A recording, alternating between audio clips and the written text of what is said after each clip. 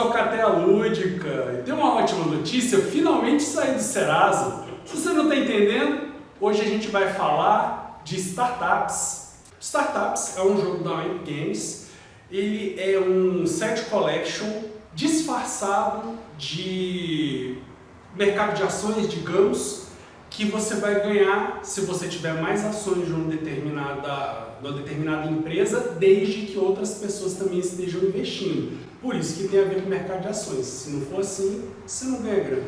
No Startups a gente tem basicamente 6 companhias, né? E essas companhias, cada uma tem uma quantidade de cartas, né, que vem indicado ali. Daí a gente tem uma mecânica muito parecida com o Fantasy Realms, onde toda rodada você compra uma carta e você precisa baixar uma carta, né? A compra você tem basicamente 2 opções, assim como o Fantasy Realms você vai acumulando cartas na mesa e aí você pode comprar essas cartas na mesa ou no baralho, e quando você vai descer uma carta você pode descer tanto para sua carteira de ações como devolver essas cartas para o mercado. Os componentes do jogo são muito bons, cara, é padrão Oink, tá, gente? Então assim, é Oink, mas não tem nada de porco, tá? É, trocadilho, bosta. Mas assim, muito bom, as cartas de qualidade ótima. Tem também tokens, né? Carteado também, maravilhoso. E aqui, do mesmo jeito que já falou nos outros vídeos aí dos jogos da Oink, meu Jesus amado, eles não sabem criar caixa não. Eles gostam de caixa pequena, acho que lá é uma empresa japonesa, se eu não estiver enganado, né? Então eles tentam maximizar tudo no menor espaço possível. Só que assim, eu vou dizer que dos jogos aqui que a gente já falou, cara, essa caixa é pra pior. Fica muito pra fora. E assim, se alguém conseguir fazer algum tipo de insert, vai ajudar bastante. É que o jogo em si, ele consegue trazer um feeling de influência de mercado, um sentimento econômico, cara, que você fica assim, não é possível. Como é que o cara conseguiu, velho? Porque assim, é um set collection, gente, em que ali você vai, quem tiver mais, no final ele tem uma posição bem diferente, porque se eu tenho uma quantidade maior ali de ações, eu vou ganhar uma quantidade de dinheiro que os outros vão pagar para mim, mas vai depender da quantidade de cartas que ele tem. Então, vamos supor que são 5 ações de uma empresa, eu tenho 3, o Rafael tem 2, ele vai me dar 2. Né? E ainda tem uma outra mecânicazinha ali do dinheiro que você vira, ele vai valer 3 pontos, né? Então é bem interessante. E esse feeling é muito legal, porque na hora que você está jogando, você precisa observar e falar, cara, qual ação que eu tenho que jogar? Né? Porque assim, pô, tem aqui essa empresa tem 10 ações e cara, já tem gente com 3, tem outra com 2, será que vale a pena eu entrar? Porque senão só vou me dar mal. Então o feeling de mercado de ação, até nisso, é como se você estivesse olhando assim, cara, essa empresa agora ela está, ó, lá no alto, vale a pena entrar agora para ganhar uns bons dividendos. Opa, essa aqui deu prejuízo, se eu entrar agora eu me ferro. E cara, eu senti esse feeling de econômico ali, só que é basicamente um jogo de set collection, né, jogado em, se eu não me engano, são 4 rodadas, né, que a gente jogou, né, na mesma pontuação da Oink, gente, vocês já sabem, né, que o último ganha ponto negativo, então você pode ter ponto negativo. Mas, cara, esse sentimento eu fiquei de cara. Eu estava sempre comentando ali, né? Falei, cara, como é que eles conseguiram, num carteado, colocar esse sentimento de um jogo econômico, que você quer o dinheiro, que seria ali aquela pontuação, né? Só que, cara, eu só pego uma carta, jogo uma outra, ou para mim, ou vai para os outros venderem, e aí eu estou influenciando todo mundo, influenciando aquele mercado de ações. Cara, sensacional. Tem um twistzinho no final do jogo, que é o seguinte, durante a partida você sempre vai ter 3 cartas na mão. Você adquire uma carta e joga uma carta. Você sempre vai continuar com 3. As 3 cartas que você tem quando acaba o jogo, você revela elas ao mesmo tempo e elas entram na sua carteira. Então muitas vezes, sabe, essas 3 cartas te fazem ganhar o jogo. 3 não, 5, não sei como é que fazia. Rafael, assim, eu tava com 3 na mão e apareceu mais 3, e era de 10. Normal. Pois é. E aí, como o Fabrício explicou, você ganha mais dinheiro quando é de uma ação que você tem maioria e outro jogador também possui, e aí ele precisa te pagar. Porque as fichas do jogo, elas têm 2 lados, um lado com valor 1 e um lado com valor 3. Quando você recebe, no final do jogo, quando você recebe essas fichas de outros jogadores como se fosse um rendimento das ações, elas vêm com o valor 3 para você. E aí, se você ainda possui ficha no final, você junta essa pontuação, só que as suas só vão valer 1. E é assim que funciona a pontuação do jogo. Bem legal mesmo, realmente ele traz esse feeling. Diferentão, assim, ao mesmo tempo simples, só que tem umas nuances bem interessantes, tem uma questão de leitura de mesa que você tem que ter, tem que tomar cuidado, né, com a piranhagem. Piranhagem! Esse final de jogo, gente, assim, é incrível. Você acha que, cara, vou me dar bem aqui. Quando acaba, você não sabe quais são as 3 cartas que tá com o coleguinha. Pode ser que ele tenha 3 ações mesmas. E simplesmente olha e fala, cara, você tá com 4 ações dessa aqui, eu vou colocar 5. Você deu 12 pontos para a pessoa ali, né? Sim. Então, é muita coisa. Então, assim, e esse é o ponto que eu acho sensacional também, porque você fala, ixi Maria. Mas eu vou deixar isso hora porque eu tenho alguns, nesse jogo aqui da Oink, eu tenho alguns pontos negativos, eu não vou deixar primeiro os nossos digníssimos colegas que são mais apaixonados por startups para falar aí um pouquinho. Aí um ponto até, uma coisa que eu acho interessante, assim, mas aí é aquela história, é bom, mas ao mesmo tempo eu acho que aí já concordo um pouco contigo. Qual que é a questão? A gente jogou em 3 pessoas. Qual que é o problema que eu enxerguei? O jogo ele meio que vira duelos. Como você vai recebendo as cartas, então você tem que fazer uma leitura de mesa. Ao mesmo tempo que você tem que procurar ganhar dos outros, você não pode disparar na frente de ninguém no primeiro momento, porque senão, se você tem a empresa tem o máximo tem 10, aí você coloca 3 cartas e ninguém desceu nada na mesa ainda, o que vai acontecer? Ninguém vai querer se arriscar, porque aí já é uma escolha óbvia. Então você meio que tem que assim, você vai aos poucos colocando para dar uma sensação para os outros. Se você tem mais carta na mão, você tem que dar aquela isca para o cara achar que ele pode entrar na disputa, só que você também tem que ficar cuidando para, se você de fato não tiver carta suficiente, corre o risco de você acabar tendo que acabar pagando para o outro por conta disso. E quanto mais carta você tem, mais você paga. Exatamente. E aí começa a virar uma guerra fria também das ações, porque você começa assim, se você começa, todo mundo está com a mesma quantidade de cartas, você começa, aumenta. Às vezes tem uma virada de que em um set collection você consegue ganhar a partida, mesmo que os outros consigam fazer mais coisa. Tem essa questão de que a gente imagina que com mais pessoas, talvez o jogo ele dê uma estabilizada ali e fique mais interessante de ter mais gente investindo em mais ação. Porque com a gente ficou muito assim, a gente nas 4 rodadas que a gente jogou, acho que teve umas 2 conjuntos de ações que os 3 disputaram juntos. Então isso, por um lado, eu senti que perdeu um pouquinho, sabe? Não que eu achei ruim, o negócio é que a gente também tem um negócio que os jogos da Oink, que a gente já jogou também o Scout e o Masking, e os dois eles estão assim, num nível absurdo, e aí a gente... aí fica difícil, a gente começa já a ter um pouquinho mais de exigência com algumas coisas do jogo. Assim, sobre isso que o Rafael falou, concordo, eu tive a mesma impressão. A gente até discutiu isso bastante. Eu tenho a impressão de que um número muito bom para esse jogo é 5 pessoas. O jogo roda de 3 a 7, é importante falar isso, mas eu acho que em 5 pessoas deve ser um número... Acho que é o número mágico dele. Eu acho que é um número mágico para ele, porque eu acho que com 7 pessoas também vai ser muito legal. Vai ser muito caos. E assim, é um jogo que é demorado, tá? Ele é um jogo pequeno, tem poucos componentes, mas é importante falar que ele é demorado. Isso. O que acaba a rodada? É o baralho acabar, né? Diferente do Fantasy Realms, que eu dei o exemplo, o Fantasy Realms acaba quando tem 10 cartas no descarte. Aqui a gente não tem limite para o descarte, né? Na verdade, quanto mais carta tiver no descarte, pior é para os jogadores, porque as cartas vão acumulando dinheiro. Vai ficando mais caro, né? Então a gente não pode deixar muita coisa no descarte, porque senão fica muito caro, né? E o dinheiro no jogo é limitado.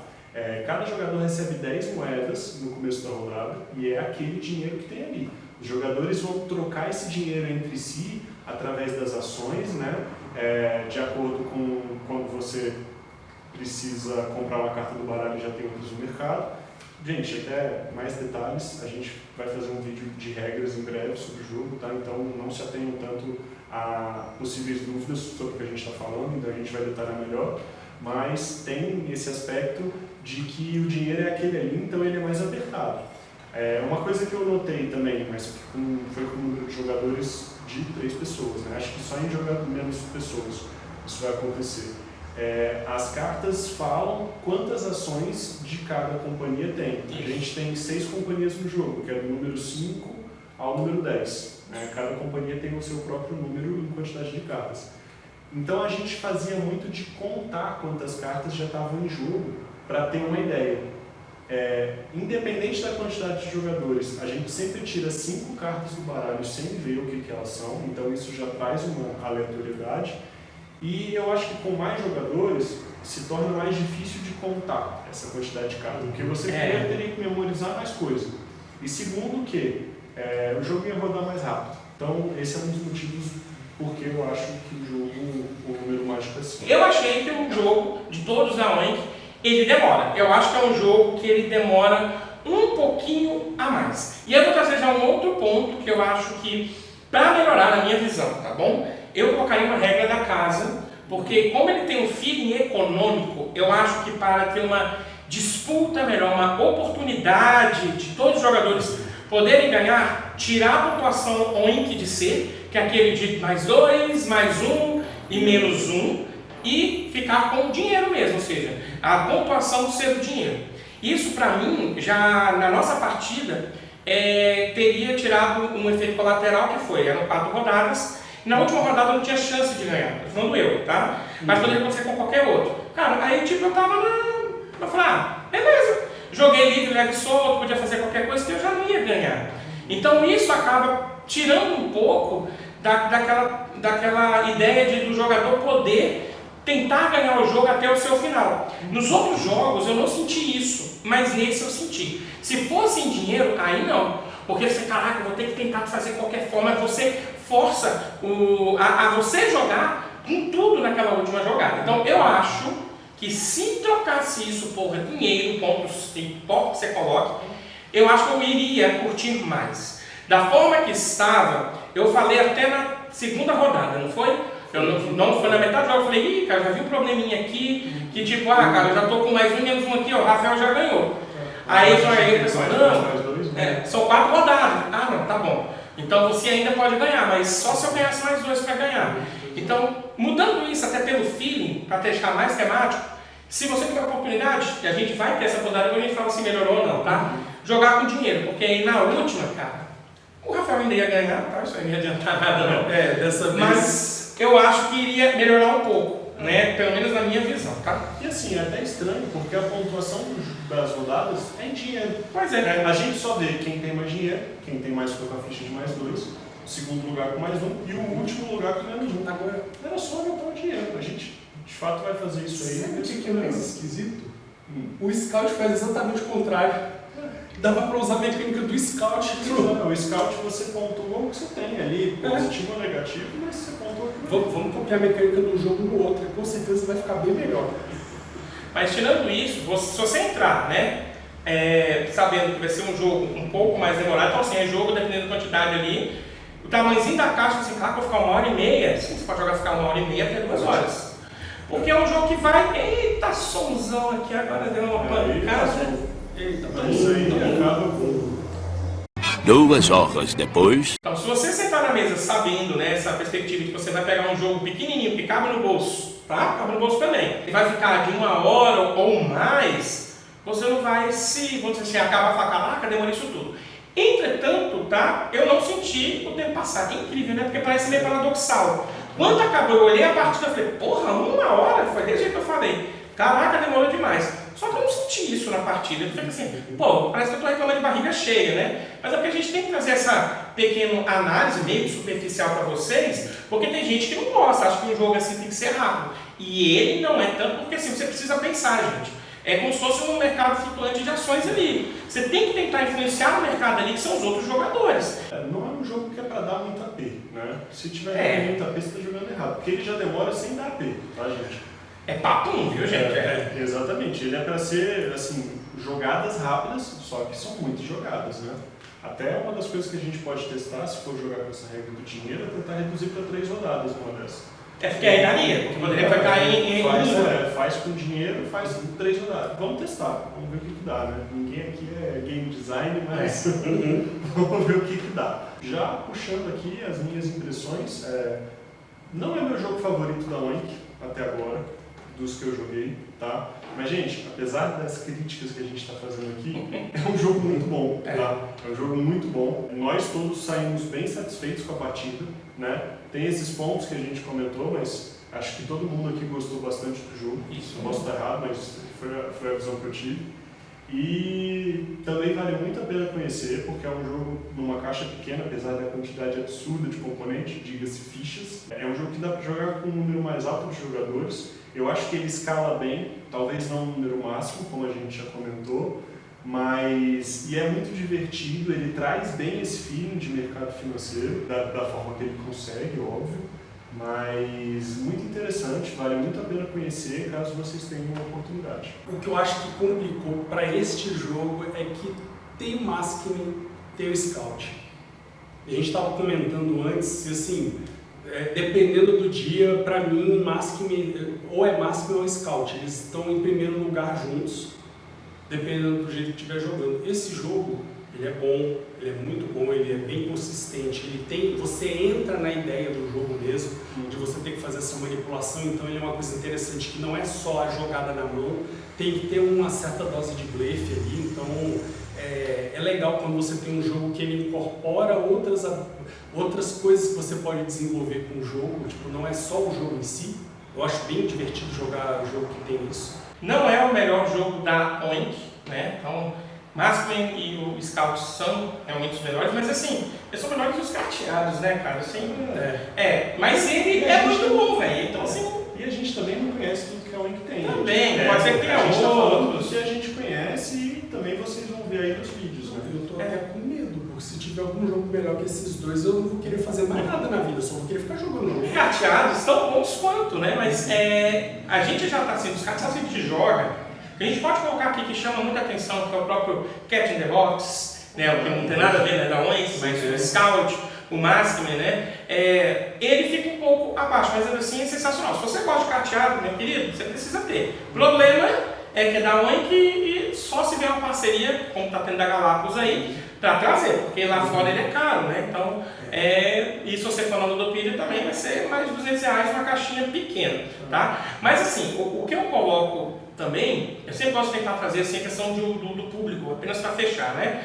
Ele, assim como o Maskman, ele é um pouco mais pesadinho, ele não tem regra, as regras são simples, gente. Os jogos eu diria até que a regra dele eu acho mais simples que do Maskman, porque com o Maskman você não sabe qual que é o poder ali do naipe, né? Aquilo ali complica um pouco. Aqui não, é um set collection, mas se você jogar apenas com set collection, você vai perder, tá? Não pode, você precisa jogar com influência. E aqui novamente, às vezes eu fico repetindo um pouco essa parte, né? Você precisa ter ali, entrar na maldade do jogo. Blefe, pescar a pessoa. É tipo, cara, eu vou fazer esse set collection. Às vezes eu acho assim, caraca, eu tô com 2 cartas aqui, vou ficar segurando ela de uma determinada startup. Um outro colega já jogou 2, às vezes não vale a pena você jogar mais. Você tem que entender isso. Então, nesse ponto, por ele trazer esse feeling de economia, os jogos econômicos já são um ponto mais alto aí nos board games. Então ele também vai fazer isso. Acho ele mais leve que o Maskman, mas ele é mais pesado que o Scout, tá? Então o Scout você conseguiria jogar para qualquer um. Esse aqui, você pode jogar para novos jogadores que eles já tenham jogado alguma coisa. Mas se você quiser trazer, eu vou até chutar aqui, talvez não sei se vocês vão concordar, tá? Mas quer dar um feeling de um jogo econômico aí? Eu acho que o Startups pode ser um excelente início. Porque vai dar esse feeling de você tentar ali trabalhar com influência de mercado e tudo mais, e depois você pode partir para jogos que realmente são econômicos, que tem essa parte ali de mercado, que você vai mexendo, flutuando o preço. Aqui não tem essa flutuação de preço, mas tem esse feeling ali de você blefar, tentar ganhar em cima dos outros, essa questão dos mercados de ações, tá? Então é um excelente jogo para, vamos dizer assim, iniciar em jogos econômicos, mas não é um jogo econômico, gente, por favor, não faça o corte aqui, o Fabrício falou que é um jogo econômico, não é, ele traz o feeling por causa desse mercado de ações. Então você pode trazer, olha o que é um jogo econômico, pode ser. Aí a pessoa, pô, que legal você disse, vamos para o econômico? Aí no econômico tu bate na pessoa porque é bem difícil. Sou leitinho de papo, mas adoro. Essas foram as nossas impressões aí sobre o Startups. Se você tiver a oportunidade, vale a pena conferir. Bom, agora aquele kit do YouTube. O pedido do cara que era o rei do Serasa que saiu. Então faz faz like. as Se inscreva. Não siga a gente na rua. Siga a gente nas redes sociais. E o mais importante... Eu até queria me seguir na rua. exatamente. Não faça isso nunca. Mas aí é o seguinte. Dá like, inscreve, assina o sininho. Entra no Instagram também, nas outras redes sociais. E... Joga Scout. Joga Scout. Eu não gosto tanto de Scout que eu tô Joga Scout! Joga Scout também. Joga Startups. Joga tudo que você quiser, meu querido. Joga tudo que é diversão. Valeu, gente. Até a próxima. Aberto para conferência. Falou, tchau, tchau.